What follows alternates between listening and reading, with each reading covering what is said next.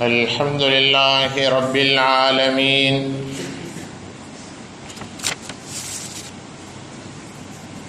والصلاة والسلام على سيدنا محمد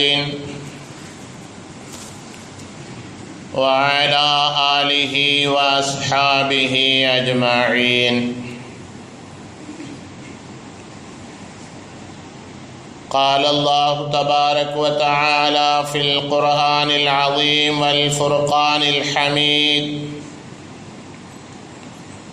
أعوذ بالله من الشيطان الرجيم. بسم الله الرحمن الرحيم.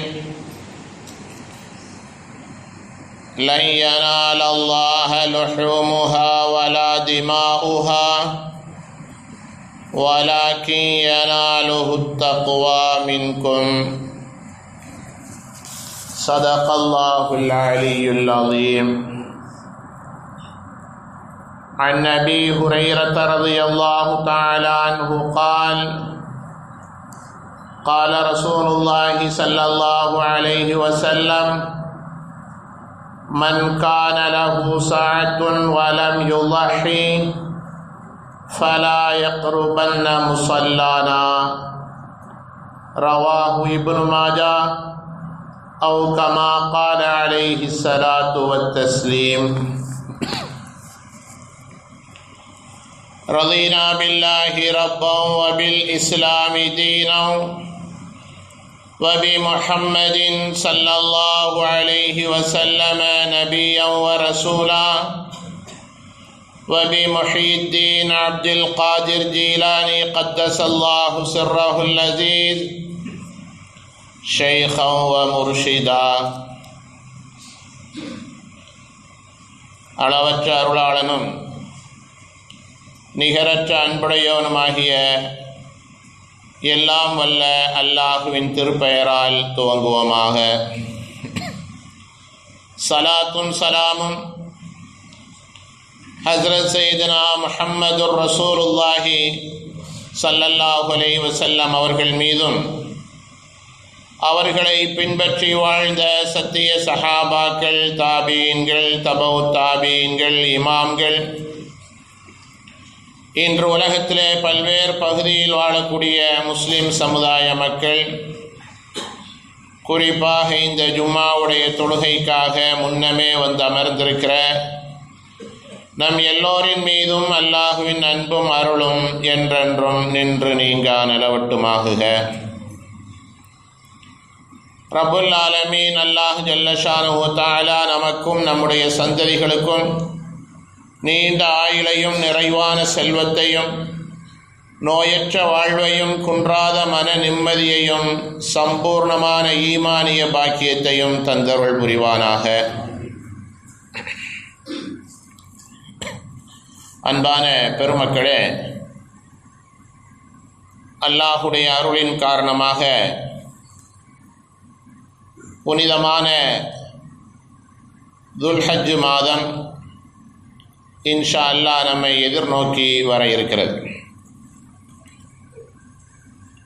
இன்று மாலை மக்ரிபு தொழுத உடனே துல்ஹஜ்ஜினுடைய பிறையை தேடும். இந்த நாளுக்கு பேர் யௌமு ஷக் அப்படின்னு பேர். பிறை தெரிவதற்கு வாய்ப்புள்ள நாள் அப்படின்னு பேர்.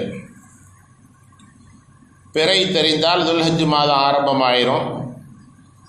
அந்த மாதங்களில் குறிப்பிட்ட நாட்களில் நம்ம செய்ய வேண்டிய அமல்கள் என்ன என்ன என்பதை இந்த வார உரையிலே பேசுவதும் கேட்பதும் மிக பொருத்தமாகவே தெரிகிறது.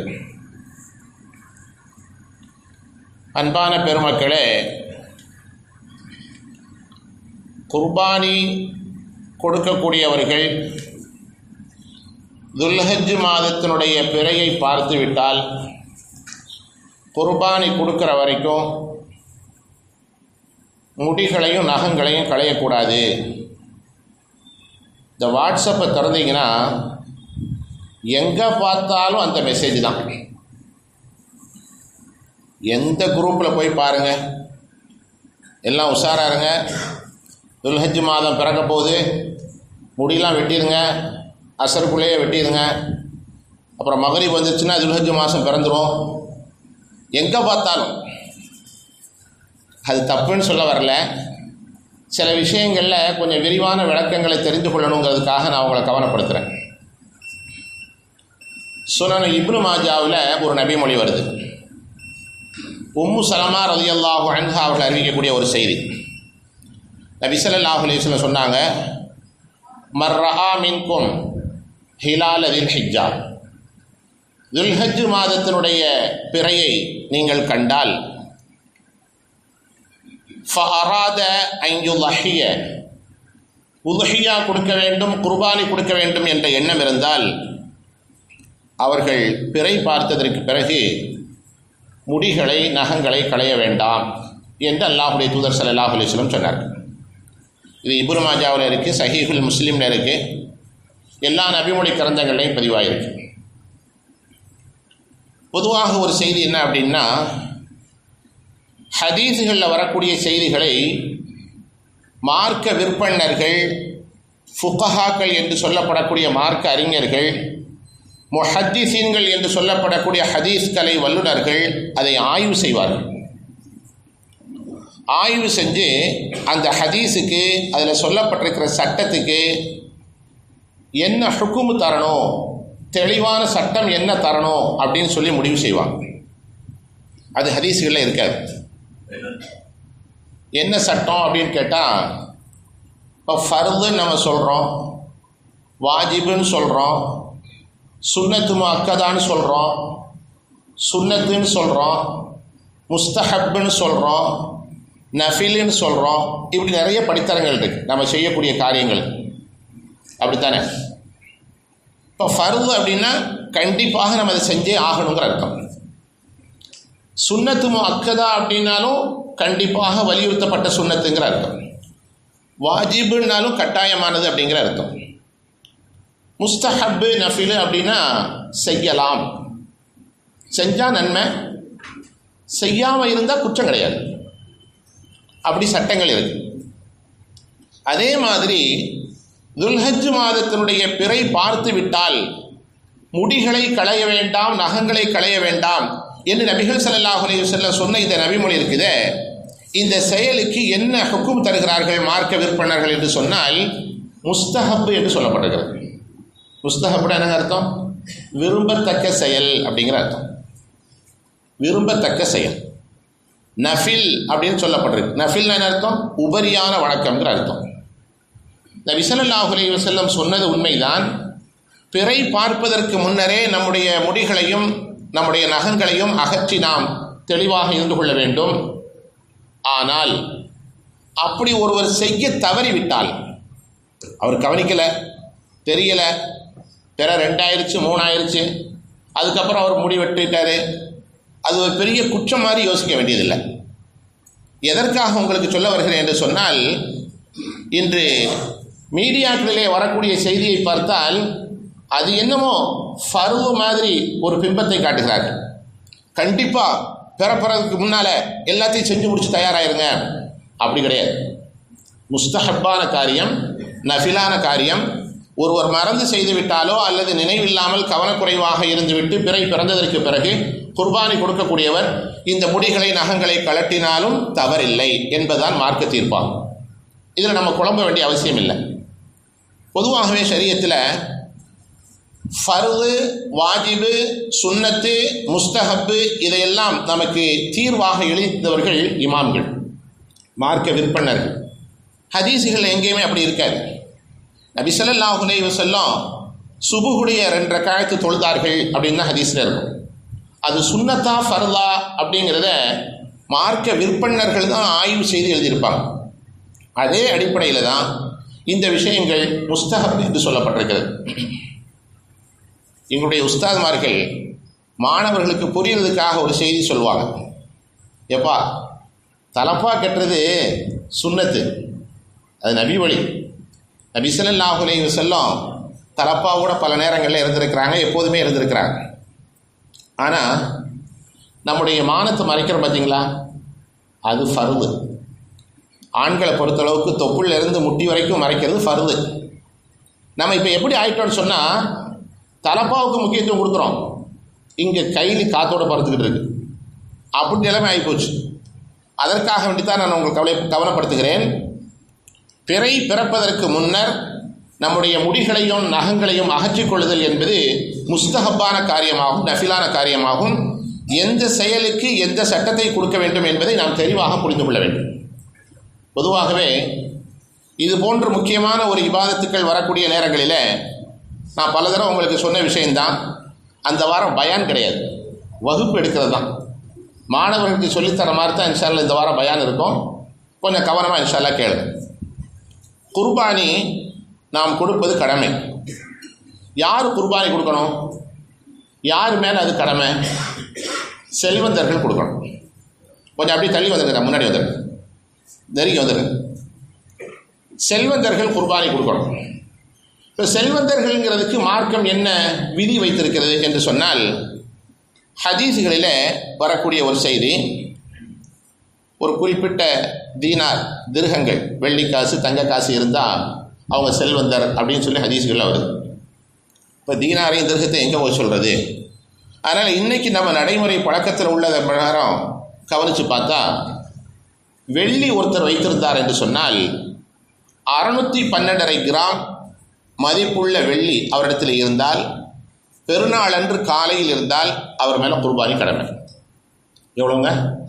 612 கிராம் வெள்ளி இருக்கணும்.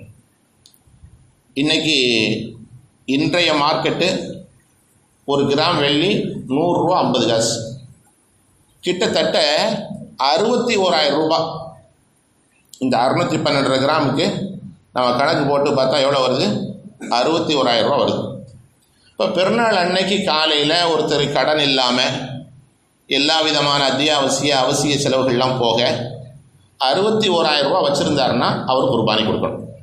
இது வெள்ளியில். இதுக்கு தான் நிசாபுன்னு சொல்லுவாங்க அரபியில், குர்பானி கடமையாகுவதற்குரிய நிசாப். இப்போ ஒருத்தட்ட தங்கம் இருக்குது, தங்கம் இருந்தால் 10.25 பவுன் அவர்கிட்ட தங்கம் இருந்துச்சுன்னு சொன்னால் அவர் மேலே குர்பானி கொடுக்கறது கடமை. 10.25 பவுன் சுமார் 86 கிராம். இன்றைக்கி கணக்கு போட்டு பார்த்தா 6.25 லட்சம் ரூபா இருக்கும். 7 ரூபாய் தாண்டி வச்சுக்கிறான். இப்போ 6.25 லட்சம் ரூபா ஒருத்தர்கிட்ட பெருநாள் அன்னைக்கு காலையில் தங்கத்தினுடைய மதிப்பு 10.25 கிராம் பவுன் சவரன் இருந்தால் அவர் மேலே குர்பானி கடமை. இப்போது தங்கமாக வச்சுருந்தார் அப்படின்னா இந்த நிசாபு, வெள்ளியாக வச்சுருந்தாருன்னா ஒரு 60,000 ரூபா சொல்லியிருக்கிறோம். இவர்கிட்ட வெள்ளியும் இல்லை தங்கமும் இல்லை, பேங்க் பேலன்ஸ் இருக்குது. இப்போ இவர் எதை கணக்கிடுறது?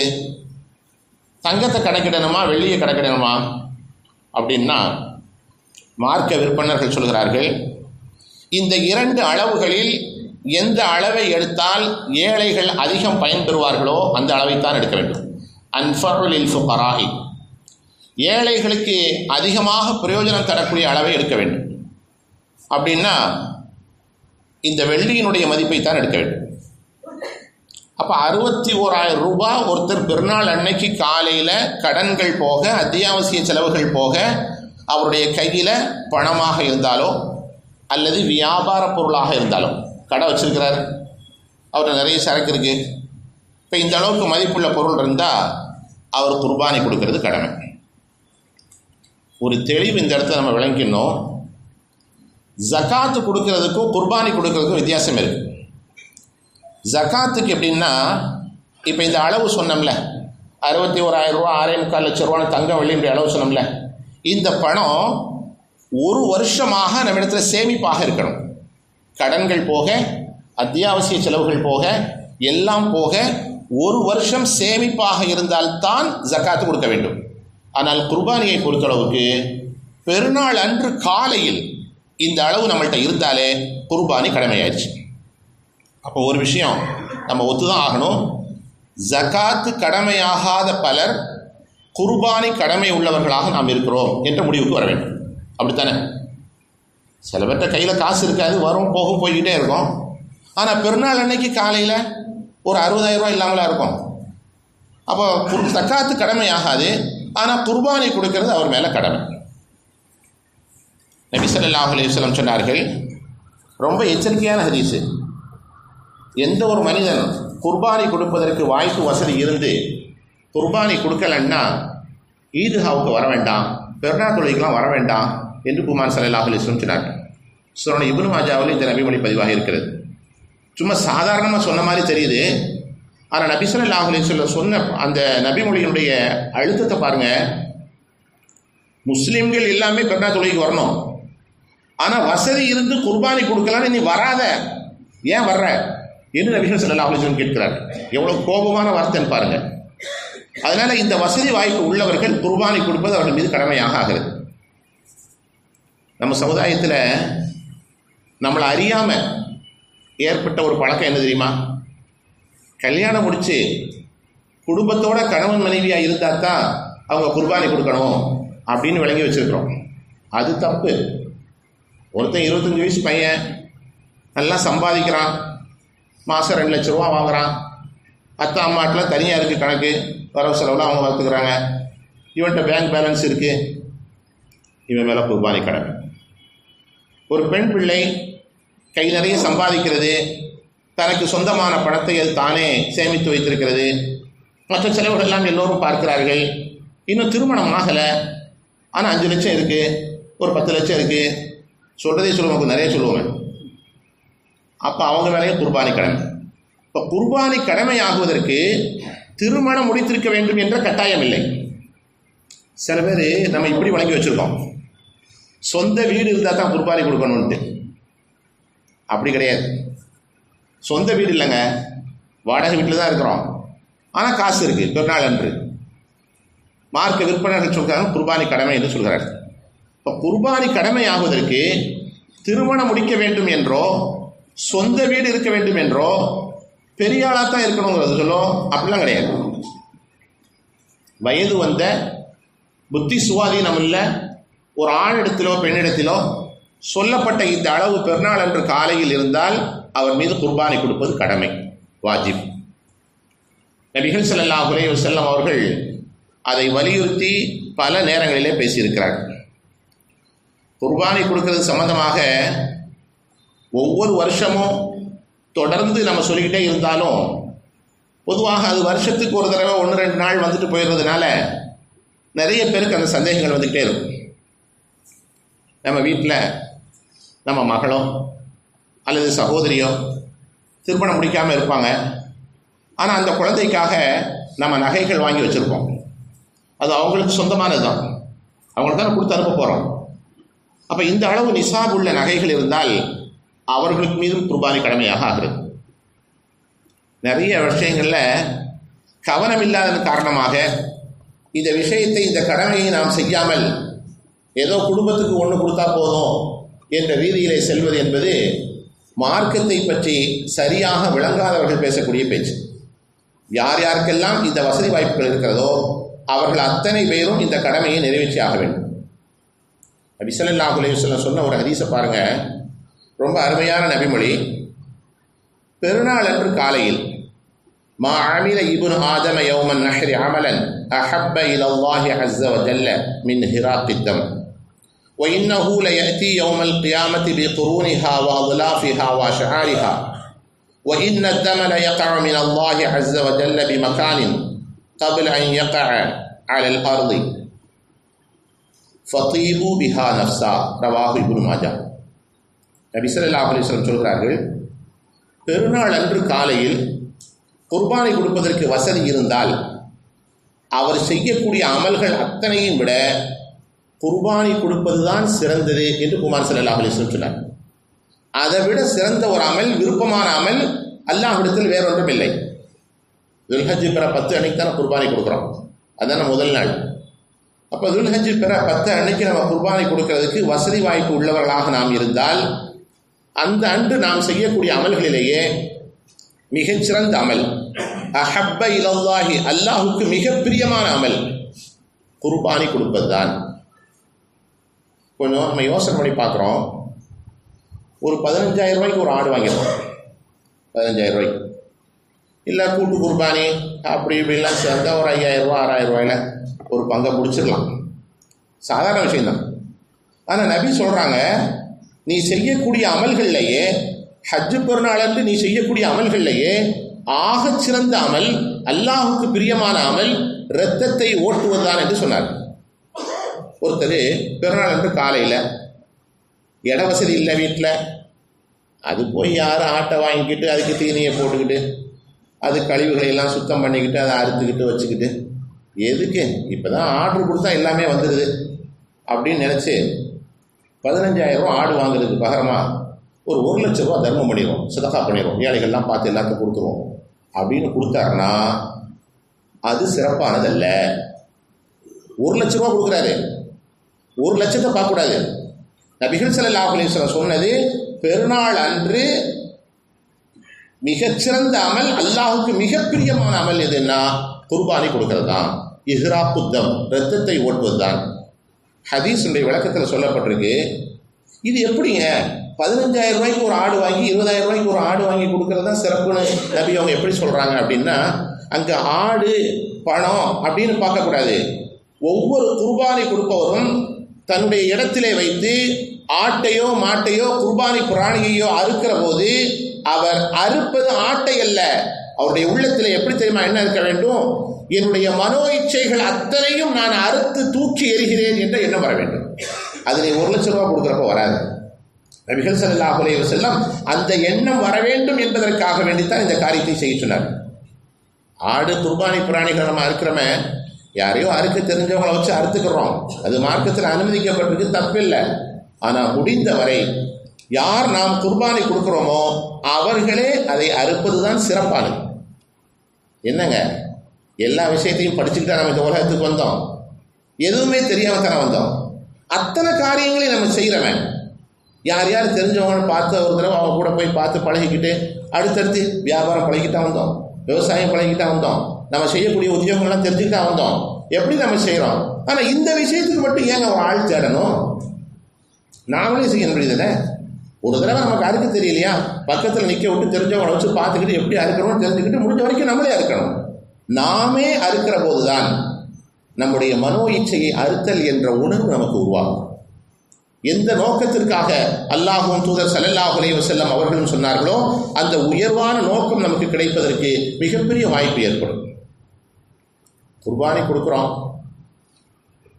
ஆடு கொடுக்குறோம், மாடு கொடுக்கலாம், ஒட்டகம் கொடுக்குறோம், நமக்கு தெரிஞ்ச செய்திகள் தான். இந்த 3ல் எது மிகச் சிறப்பானது? ஆடு 1 வருஷம் பூர்த்தியாக இருக்கணும், மாடுனா 2 வருஷம் பூர்த்தியாக இருக்கணும், ஒட்டகம்னா 5 வருஷம் பூர்த்தியாக இருக்கணும். ஆடு ஒரு நபருக்கு 1 தான், மாடில் 7 பேர் சேர்ந்துக்கலாம், ஒட்டகத்தில் 7 பேர் சேர்ந்துக்கலாம். இதில் எது சிறப்பானது? நபிகள் ஸல்லல்லாஹு அலைஹி வஸல்லம் சொன்னார்கள், சுனன் இப்னு மாஜாவிலே பதிவாகி இருக்கிறது, ஹைருல் லஹாயா அல் கப்ஷுல் அக்ரன்.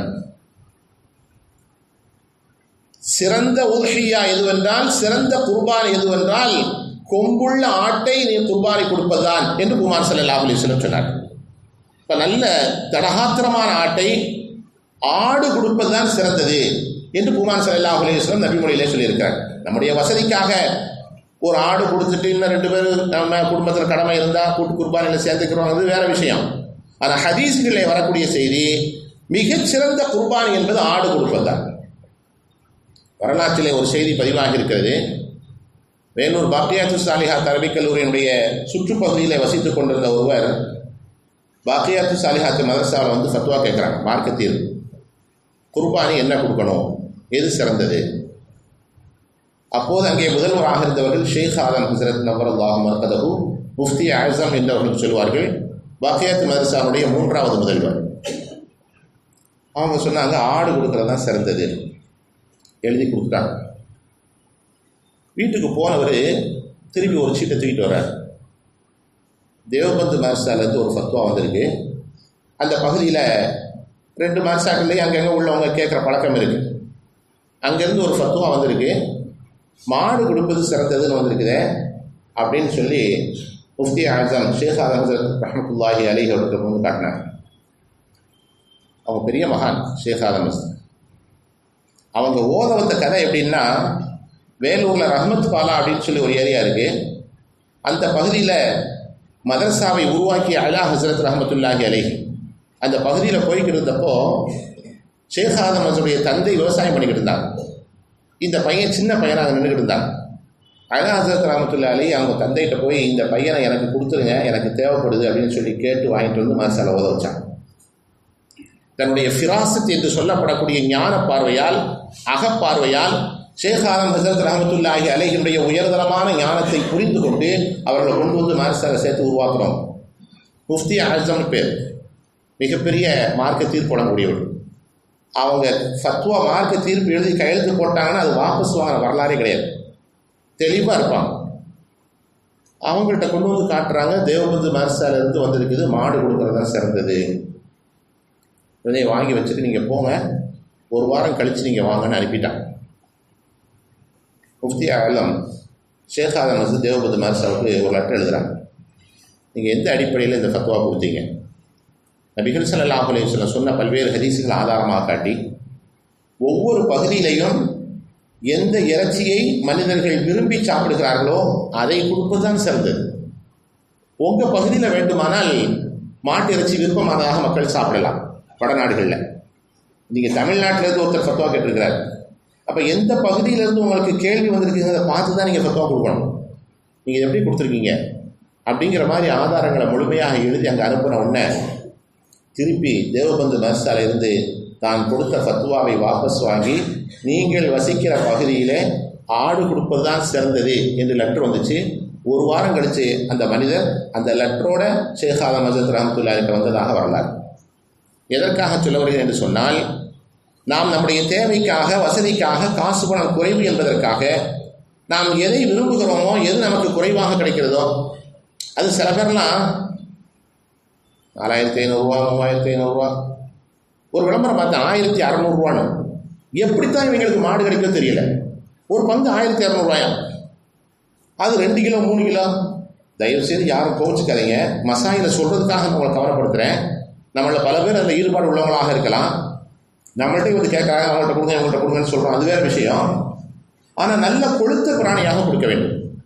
இப்படியெல்லாம் நம்முடைய காசு குணங்களை விரயமாக்கி அது ஒரு மிகப்பெரிய இபாதத் என்று கூட நாம் நினைக்காமல் சர்வசாதாரணமாக போய் கொண்டிருக்கிறோம். நபிகள் ஸல்லல்லாஹு அலைஹி வஸல்லம் அவர்கள் மிகவும் வலியுறுத்தி சொல்லியிருக்கிறார்கள், முடிந்தவரை ஆடு குர்பானி கொடுப்பதற்காக நாம் முயற்சி செய்ய வேண்டும். சிட்டிகளெல்லாம் அது சாத்தியம் இல்லை, கிராமங்கள் அது பழக்கத்தில் இருக்குது. ஹஜ்ஜு பெருநாள் முடிஞ்ச உடனே ஒரு சின்ன ஆடு வாங்கிடுவாங்க. ஒரு வருஷமாக அதை வளர்ப்பாங்க, தீனி கொடுப்பாங்க, தண்ணி கொடுப்பாங்க, அந்த பக்கம் இந்த பக்கம் போகும். ஒரு வருஷம் வளர்த்து பெருநாள் அன்று அதை அறுக்கிறப்போ அந்த குடும்ப தலைவன், தலைவி, குழந்தைகள் அத்தனை பேரும் அழுதுகிட்டே இருப்பாங்க. நிறைய குடும்பங்கள் அது நடந்திருக்கு, நீங்களும் பார்த்துருப்பீங்க. நான் சிட்டிலேயே நம்ம பிறந்தோம், எத்தனை இடங்கள்ல தானே வந்திருப்போம், எல்லாத்துக்குமே நமக்கு அந்த அனுபவம் இருக்கும். அதுதான் யதார்த்தமான குர்பானி, உயர்வான குர்பானி, அல்லாஹ் விரும்புகிற குர்பானி.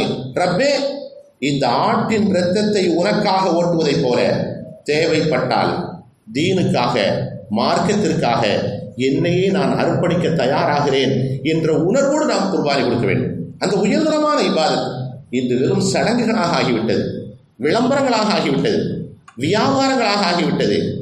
அந்த பொருட்களை எப்படி நாம் பயன்படுத்த வேண்டும் என்று புரியாதவர்களாக நாம் நடந்து கொண்டிருக்கிறோம். கூட்டு குர்பானியை பற்றி ஒரு வாரம் தனியாகவே சொல்லணும். நிறைய செய்திகள் இருக்குது அதில். மக்கள்கிட்ட நடைமுறையில் இருக்கக்கூடிய பல்வேறு குழப்பங்கள், பல்வேறு செய்திகள், அதையெல்லாம் துடைத்து எறிந்து நம்முடைய இபாதத்தை உயர்ந்த இபாதத்தாக ஆக்க வேண்டும். ஆடு வாங்கி குர்பானி கொடுக்குறோம். இதில் பொதுவாக மக்களுக்கு ஏற்படக்கூடிய சந்தேகம் என்ன அப்படின்னு சொன்னால், சில ஆடு பிறவியிலேயே கொம்பு இருக்காது. அதுக்கு பேர் மோளக்கடான்னு சொல்லுவாங்க எங்கள் ஊர் பகுதியிலலாம். இங்கே என்ன சொல்கிறாங்கன்னு தெரியல, கொம்பே இருக்காது. அந்த ஆடு தாராளமாக குர்பானி கொடுக்கலாம். அதே போன்று இனச்சேர்க்கை செய்யக்கூடாது என்பதற்காக வேண்டி காய் அடித்திருப்பார்கள், அந்த ஆடும் தாராளமாக கொடுக்கலாம். அது ஃபோன் பண்ணி கேட்பாங்க, ஆடு சந்தையில் போய் நின்றுட்டு, அதில் நம்ம அப்போ தான் பைக்கில் போய்கிட்டு இருப்போம், ஸ்கூலில் ஓடி பிள்ளை விடுறது, நிப்பாட்டி பதில் சொல்லணும். அதில் காய் அடிச்சிருக்கிற ஆடு வாங்கலாமா? ரொம்ப முக்கியமான விஷயம். நம்ம ஏற்கனவே ஜும்மாவில் வந்து முழுமையாக அந்த விஷயங்கள்லாம் கேட்டுட்டு தான் இந்த கேள்வி வராது. நபிகள் ஸல்லல்லாஹு அலைஹி வஸல்லம் சொன்னார்கள், சம்மினு தஹாயாக்கும் ஃபஇன்னஹா அலா ஸிராத்தி மகாயாக்கும். உங்களுடைய ஊஹியாக்களை கொழுத்த பிராணிகளாக ஆக்கிக் கொள்ளுங்கள். சிராத்துல் முஸ்தகீம் பாலத்திலே உங்களுடைய வாகனங்களாக அதுதான் வந்து நிற்கும் என்று குமான் ஸல்லல்லாஹு அலைஹி வஸல்லம் சொன்னார். அதனால காயடித்த பிராணி என்பது இனச்சேர்க்கை செய்யாமல் அது கொழுத்த நிலையில் இருக்கும், தாராளமாக அதை கொடுக்கலாம். சில பேர் இப்படியும் கேட்டிருக்கிறாங்க, அதில் ஆடு கொடுத்துட்டோம் இந்த வருஷம், 7 வருஷம் தொடர்ந்து ஆடை கொடுக்கணுமாம்ல? அப்படிலாம் கிடையாது. ஆடு கொடுக்க வசதி இருந்தால் ஆடு கொடுக்க போகிறோம், இல்லை கொஞ்சம் வசதி குறைஞ்சால் இதை கூட்டு குர்பானியில் சேர போகிறோம், தப்பு இல்லை. அதே மாதிரி இப்படி மாற்றி கேட்குறதும் உண்டு.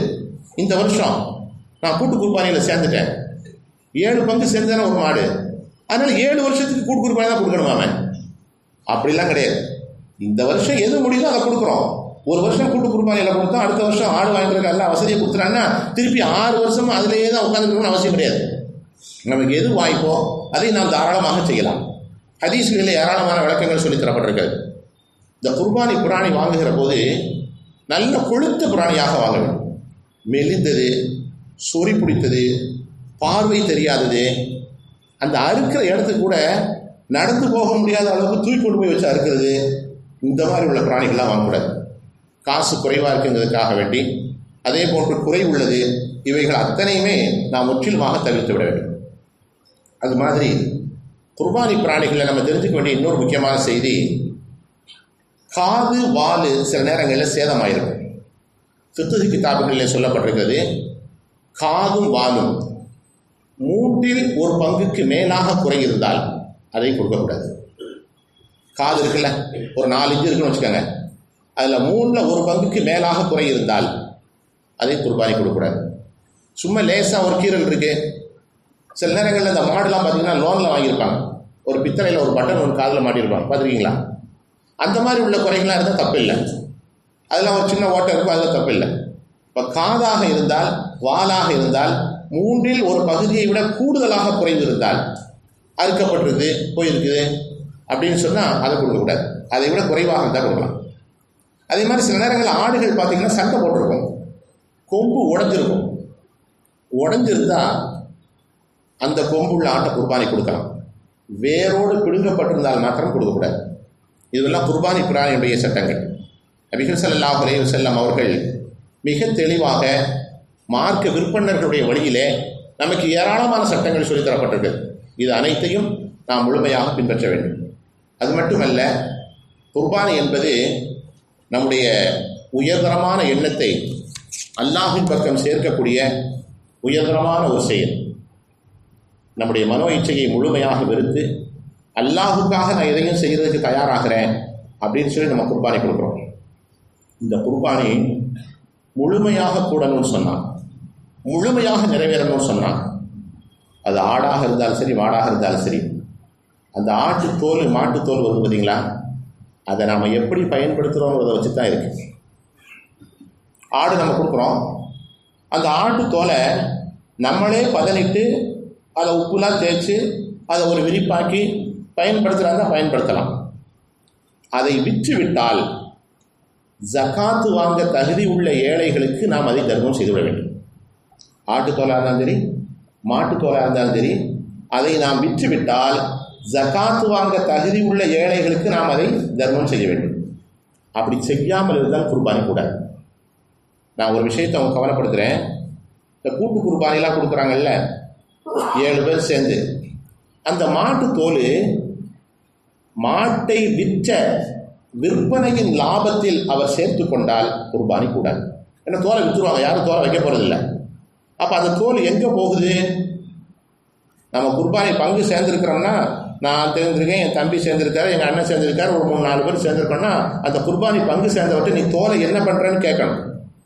அந்த தோலை விற்று அவர் ஏழைகளுக்கு கொடுக்குறார் என்பது உறுதியானால் அவற்றை நம்ம சேரணும், இல்லைன்னா சேரக்கூடாது. ஏன்னா மார்க்கத்தில் மிக தெளிவாக சில விஷயங்கள் சொல்லித்தரப்பட்டிருக்கிறது.